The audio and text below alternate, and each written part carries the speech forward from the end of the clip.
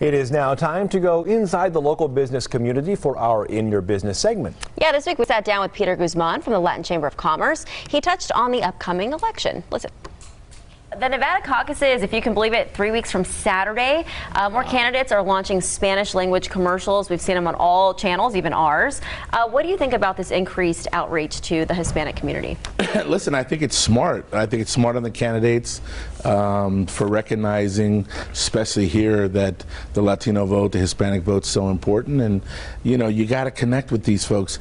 And the way you can do that is through, you know, commercials and TV. It's right in your living room. It's right at the family time. You know, it's really important. Are you seeing the Hispanic community getting a little more involved in elections as the years go by? Tremendously. Yeah, each time they get a little more sophisticated. Each time they realize that in this country the vote actually does count.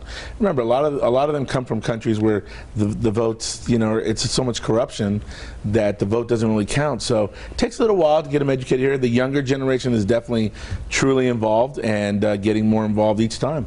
Speaking of getting involved, we're coming up on the 2020 census. Homes are going to start getting their census forms in early to mid-March. I'm wondering what the Chamber of Commerce is doing to get the word out to the Latino community or just the broader community about the importance of taking part in the census. Yeah, so I'm very, very involved. I'm involved with the Lieutenant Governor's office.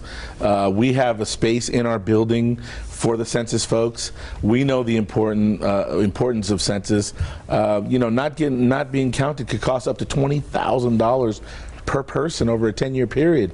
So it's very important for our community. Now, with that, there's some trust issues that we have to deal with, specifically with the Latin Chamber of Commerce and the community that we kind of represent.